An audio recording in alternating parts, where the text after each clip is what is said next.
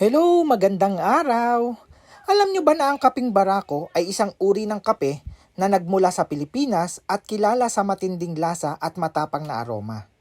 Nagkamit ito ng maraming katanyagan nito mga nakaraang taon dahil sa kakaibang lasa at dekalidad na beans na itinatanim sa bulubunduking mga rehiyon ng Batangas. Ngunit bakit napaka-espesyal ng kape na ito? Ang kaping barako rin ay may natatanging aroma na nagpapaiba sa iba pang uri ng kape. Ang profile na lasa nito ay matatag, na may mga tala ng dark chocolate, cinnamon at nutmeg na nagbibigay dito ng isang hindi mapag-aalinlangan ng matamis na lasa. Kapag naitimpla ng tama, ang kape ay maaari magkaroon ng makinis na pagtatapos na nananatili sa dila.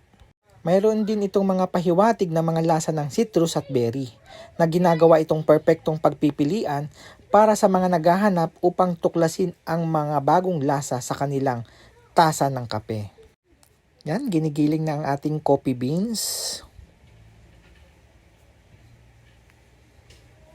Ito na po yung ating natapos na coffee beans na giling na.